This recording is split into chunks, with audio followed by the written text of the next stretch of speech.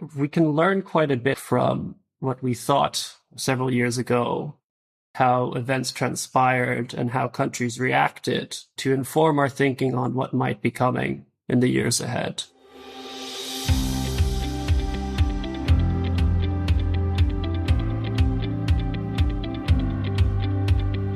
Welcome to VoxDevTalks. My name is Tim Phillips. Unorthodox Policies for Unorthodox Times. That was the title of the first in a series of 5 blogs that was published by the International Growth Centre in 2018. At the time, the authors argued that the environment for development had changed, and so development policies should be changing too. Well, it's 7 years on, and this week, as 3,000 of the people who formulate and implement those policies are gathering in Davos for the 2025 annual meeting of the World Economic Forum, how prescient was the analysis in these articles? And what could this mean for future growth policy? Well, we've got both of the authors of those blogs with us today. Tim Dobermann of the London School of Economics, also Research Director of the IGC. Tim, welcome. Thank you, Tim. And Francesco Caselli of London School of Economics as well. Francesco, hello. Hello. What was it, Francesco, that was happening in 2018 that inspired you to write these articles? Being at the LSE, both Tim and I were occasionally called to talk to governments, especially for developing countries, and give them some perspective and views about how to think about development policy and how to try to improve situations in their countries. And I think around that time, we were finding ourselves tweaking the things we were saying and changing a bit the story we were giving to them. And it was almost happened automatically as we were reacting to news and changes in the world. And at some point we said, wait a minute, we are really systematically changing things that we are saying here. Maybe it's a time to stop and chat and think and try to understand why we are modifying the standard advice and what is causing us to do that. And if we look at what was beginning to happen in 2018, that was changing the way we were thinking about the priorities for developing countries. It was mostly about changes in the global economic and geopolitical environment. Increasing trade tensions, fragmentation in the trade environment. 2016, you have Brexit, you have the election of Donald Trump, who tends to voice skepticism about the importance of trade. You have tensions, again, between the US and Russia, US and China, US and Iran. The US beginning to voice skepticism about NATO, and so also a sense of geopolitical tensions there. You have the acceleration in automation, which has implications for the viability of trade for some developing countries. There was a whole range of trends that we thought might warrant a rethinking of some of the standard recommendations that IGC and other organizations give to developing countries. You wrote that the times were unorthodox. Were you advocating big changes to policy in response or tweaks to policy? It was actually the departure from the conventional political and economic order. That's what we felt was unorthodox. It wasn't the comfortable 1990s, early 2000s, or you can call it the Washington Consensus. For the reasons that Francesco highlighted, you had disintegration in trade, geopolitical tensions, regional conflicts, the aftermath of the Arab Spring that had really fizzled out and created lasting conflict in some countries like Syria. And then these undercurrents of rapid technological change and climate change as well. And I'll add, in our initial conversation, Francesco at some point ended with the loose quote of, "I've never been so worried in my life," to paraphrase. So I think that's what we felt was unorthodox. It felt quite different, the set of challenges, and in many ways, the combination of challenges all at once. So what did that mean for policies and development thinking?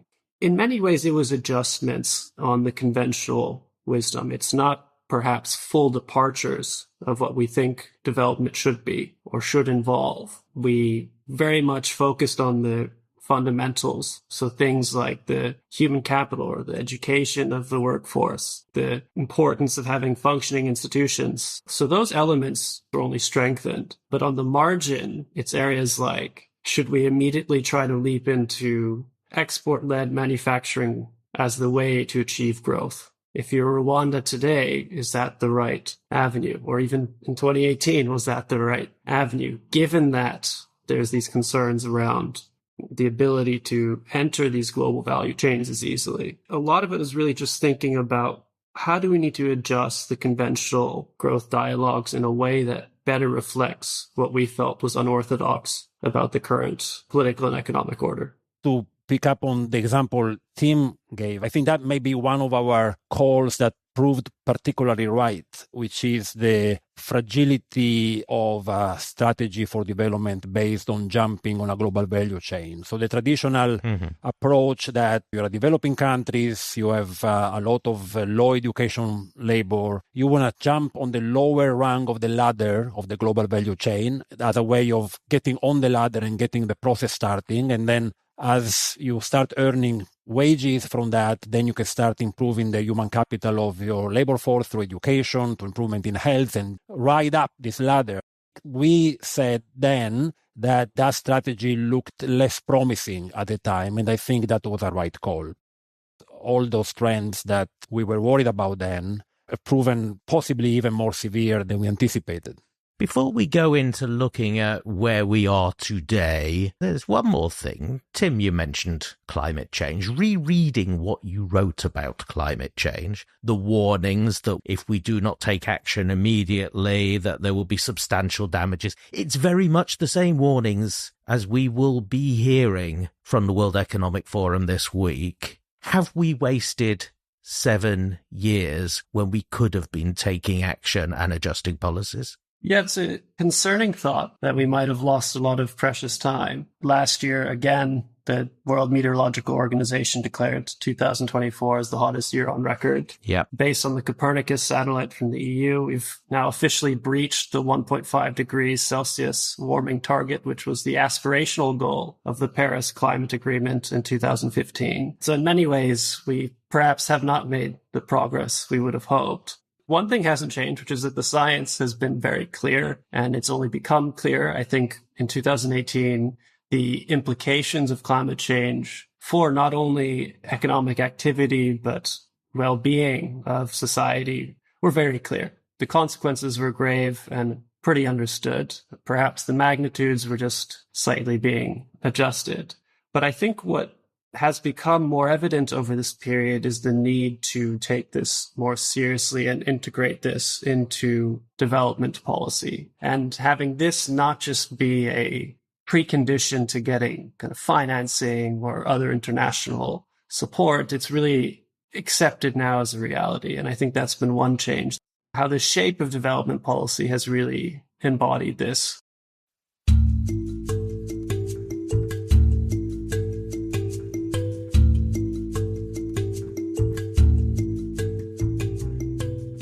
We don't often take the opportunity to look back as we're doing today. Why is it a good idea to do that now? Tim asked me. I think it's interesting to get a sense of these big global trends, whether it's technology, geopolitics, conflict. What really does that mean for the evolution of developing country in their growth story?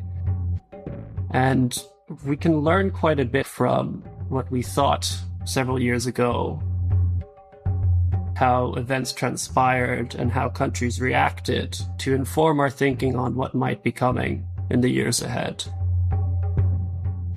A lot of what we had touched on in these initial articles were pretty good in terms of capturing the form of what some of these issues might mean. So we predicted that there would be greater tensions on trade. We thought there might be spillovers in terms of having greater conflict, which would disrupt the the ability for countries to easily engage either geopolitically or economically as well. In the lens of reimagining growth in the next years ahead, where we have these new realities, and I think we could argue that many of our worst fears have either hardened or been realized. Some of them have taken a different form. Some of them were completely unpredicted by us, like the COVID-19 global pandemic and the impact on supply chains. But I think this is an interesting moment to reevaluate. If we had to write this again, would we give the same advice? Back then, these were tentative guesses at new trends, and we were very careful in framing our thoughts about the implication for developing policy. And I think we used the word tweaks, indicating that these were not massive changes to the way you think about developing policy. But because pretty much all of these trends have continued to become stronger and stronger, and in some of these cases surprise us by becoming even stronger than we thought they might, I think at this time, maybe it's time to upgrade these from tweaks to fairly major considerations in designing policy. Let's have a look at these trends one by one to see where you guessed right and where, as you say, it exceeded what we imagined at the time. Obviously, geopolitical fragmentation is a good place to start. Has this widespread breakdown in cooperation exceeded your prediction? What alarms does this sound for you? I would describe it as hitting roughly the central prediction. At the time, we might have had a range of expectations about this. And I think we were worried that the cooperation between the major powers would become more and more fractious and eventually collapse. And that has happened. We might not have predicted a major war in Europe, but overall geopolitical tensions between the US and China, US and Russia, US and Iran, and many other intersecting ingredients, I think, have happened. The idea that developing countries need to think about trying to survive in a world where there is a lot of conflict, and sometimes the conflict is at their doorstep, which all the implications with disruptions in trade, migration flows, disruption in financial flows, I think that's absolutely become quite important. And I don't think you can think about policy in a developing country without putting that very high among the list of things to worry about.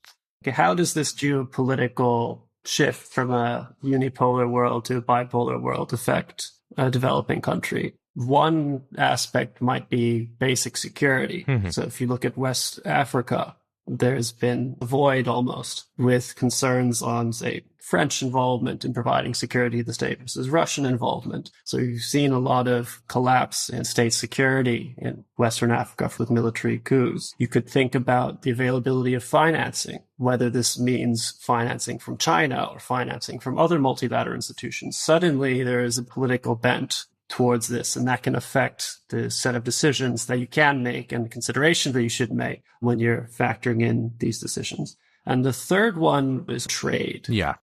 On trade, it actually could even open up opportunities. If you're a country that happens to be adjacent or nearby China, you might benefit from tensions around large Chinese manufacturing exports into Europe or the United States. Let's take the example of China's solar panel manufacturing industry. As a result of huge import tariffs to prevent effectively dumping of Chinese solar panels in Europe or the United States or elsewhere, a lot of Chinese businesses have been now outsourcing and outshoring their production to countries like Vietnam or Malaysia. This has opened up a completely new opportunity for these countries, going against what we were saying, but in this case, export-led manufacturing by entering a different global value chain. It's interesting to think in general how these types of political interactions at the global level obviously affect negatively the opportunities for growth, but could actually create some unique opportunities for certain countries to exploit. I agree with Tim, and I think that actually there is evidence that the Trump tariff from the first administration did create the opportunity that Tim is talking about for some countries that China used to bypass the tariff. My worry about that is that I don't know how persistent that opportunity can be, because if there is retrenchment from trade and the desire to reduce imports of manufacturing, then it won't take long before say, a U.S. administration picks up that China is using third countries as a way to bypass the tariffs. And so it's not difficult to imagine a situation where they extend the tariffs to these other countries or just increase the tariffs across the board to all other countries. So for now, that might seem like an option, but I wouldn't want to put all my eggs in that basket. I can't criticize you for not predicting COVID-19. Has that changed things completely, or did it just get us to where we were going in these impacts on trade a bit quicker? I actually have a slightly different view on COVID than the one you're implying. Mm-hmm. I feel that COVID is a different type of shock, which, if anything, has taught us to appreciate trade and opportunity to trade internationally. I think it has suggested to us that we can insure each other to some extent. So imagine a country that experiences a very severe shock to its supply, say because of a lockdown. Then, because pandemics hit different countries at different times and to different extents, actually trade is a way that we can cushion the effect of the pandemic on our own supply. We can try to source abroad what we cannot produce at home because we are all locked down at home. It should have reminded us that we're losing quite a bit from retrenching on trade. It's this mutual insurance property of trade. A beneficial legacy, if you can ever say that, about the pandemic is in terms of the effect that the shock had. If you think about the rapid adoption now of digital payments, that is a global trend which we've seen, perhaps everywhere except my own country, Germany. If you look at India, if you look throughout Africa, mobile money has really taken off. And again, I won't do a cause and effect here, but it's certainly, I think, expedited the adoption of these types of technologies. And that creates unique opportunities for things like financing or improving remittances. I think another area, and this is where IGC did quite a lot of work during the pandemic, is on social protection and rapid response. It forced governments to really build up social protection systems if they didn't have them, or reinforce them where they were weak, to ensure the ability to do things like vaccine delivery, especially in rural areas. We had a large portfolio of work on this, in particular in Sierra Leone. And so the hope is that, God forbid, if there's another pandemic, that the systems that have been built in response for this pandemic can really result in a wider institutional improvement in how some of these governments can deliver healthcare services. So that is the optimistic spin, perhaps, of what the pandemic may have done.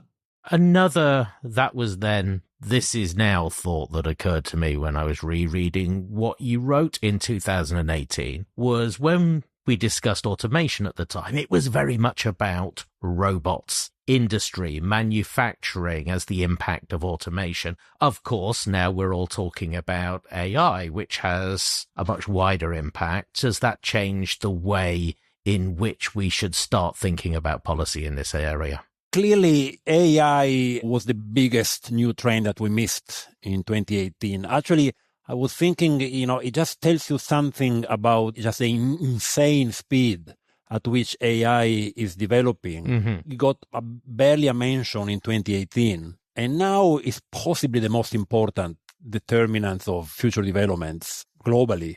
It's just incredible how fast that is happening. In terms of the qualitative economic analysis of the implications of AI, I don't think qualitatively it's that different from automation. It's basically a way of replacing labor. Automation tended to mostly replace low education, low skill labor. AI allows you to replace many more types of labor, possibly one day all types of labor, but clearly working its way up the education or skill distribution. But in terms of the implications for development strategy, is similar in the sense that it's going to continue to make cheaper and cheaper for high-income countries to reshore, to produce domestically, whether it's manufacturing, whether it's services, because it's going to make all tasks increasingly cheap and reduce the need or the advantage to use cheaper labor abroad. So in terms of saying, look, just jumping on the global value chain is your way out of underdevelopment, that's unlikely to work as well anymore. I think that's strongly reinforced that insight we had in 2018. The combination of AI and automation really makes it very hard to see countries following the path of China or other countries who have ridden the global value change in this way. Think about a world where growth comes from within and where it's very likely that your main market will be the domestic market or possibly the regional market, but not so much the US or Europe or Japan. A lot of the focus is rightfully on labor market impacts of AI, of whether that's potentially positive productivity boost, but also the disruptive effects that this might have across the income distribution. Another angle on how AI can be used for things like services delivery. AI can be used to improve the functioning of institutions. So IGC is supporting some work, for instance, on using AI to improve the judicial efficiency of courts in India, where there's a huge backlog of cases. And a lot of it is really just due to quite rote mechanical delays that are preventing cases from being processed. You can also think of AI being applied in a beneficial way for things like precision agriculture or providing access to credit. So it's an interesting tension because it's a technology that can provide immense positive benefits to the functioning of the state, to the functioning of economies, but also if not managed well. And I think we're only beginning to really grasp how disruptive it can be for the labor markets.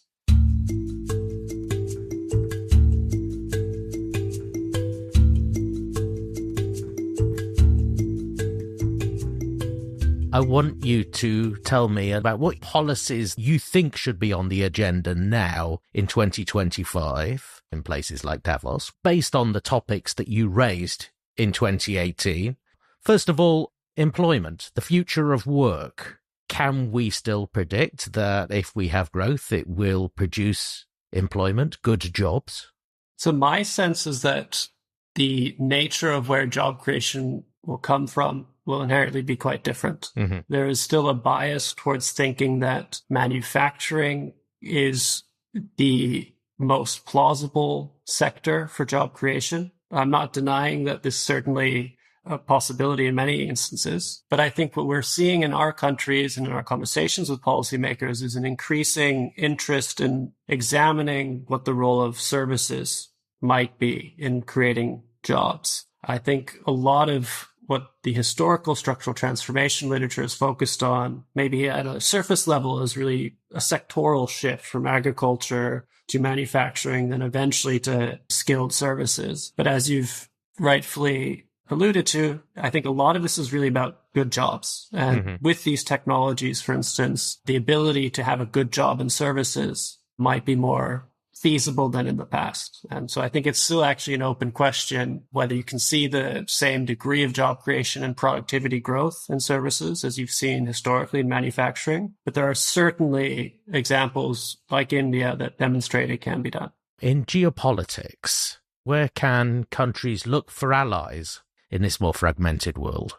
I think they should look first to themselves. Tim reminded me earlier that I said I've never been so worried. I am more worried now than I was then. And I think some of the basics that we might have wanted to take for granted a while ago, they're not going to be necessarily there. I think as basic as food security. I would worry about food security because of trade, because of conflict, because of climate change. You can think about all the beautiful development strategies or industrial policy in the world, but if you have a famine, that's going to set you back decades. So don't have a famine. My first advice, I think that's getting quite non-trivial to achieve because of all those simultaneous trends.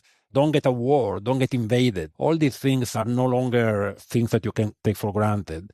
But if any of those things happen to you, forget about having higher living standard for the next generations because you won't. And so I will start from there.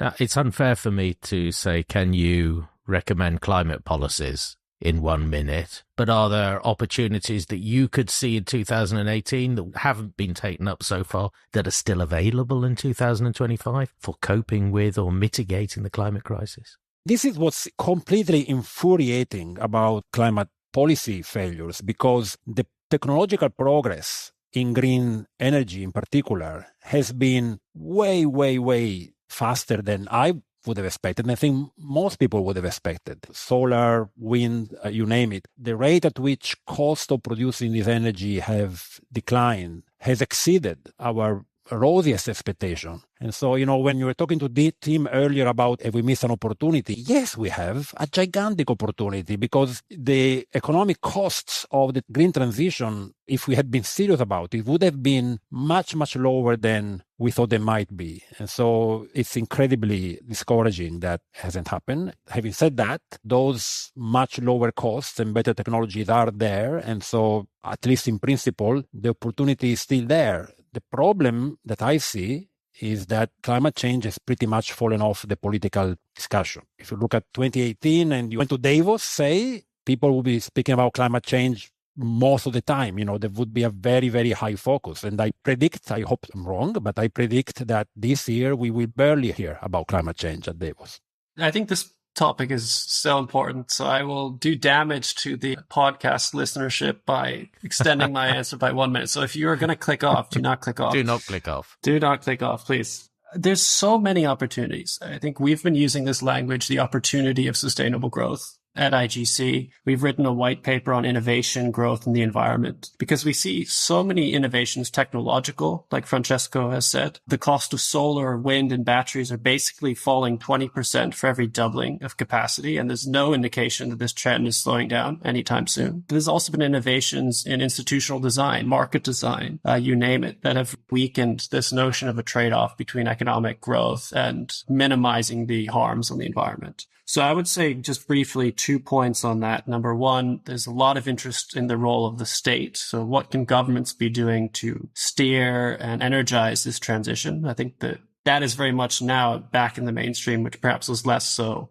10 years ago. And secondly, how can we make sure these innovations diffuse around the world? There's so much progress. A real concern is if we have geopolitical tensions, if we have trade disintegration, that some of the countries that need these innovations most will have a harder time to get them. Whether that's being shut out of markets, being priced out of markets because the cost of capital is so high, you name it. But those are some of the real concerns. Partly due to COVID, partly due to other factors that have happened in the last 7 years, there is less fiscal space now to do anything ambitious in policy. How much does this constrain the countries that we're talking about?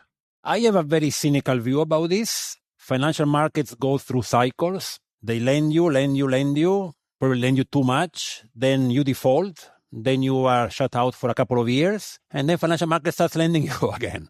I always thought, go for it. The opportunities for borrowing are still there. The cost of things not going so well and having to default are not that long-lived. I thought then in 2018 and still think today that it's worth taking advantage of financial markets and try to use that to finance government spending. So if you could sit down next to your 2018 self, would you find that you are more optimistic or less optimistic about the future for development policy? I am a grumpy old man, so I should leave the younger, optimistic member of the team to take this. I am unchanged. I was optimistic then, and I will remain optimistic now that we can come up with a world free of poverty with room for nature. So I'm very optimistic. We will be back in 7 years. So what does that take us to? 2032, where I will speak to both of you, and hopefully we can be saying what we'll be so worried about. For today, thank you very much for talking about it, Francesco. Thank you very much. And Tim as well. It's a pleasure. Thanks.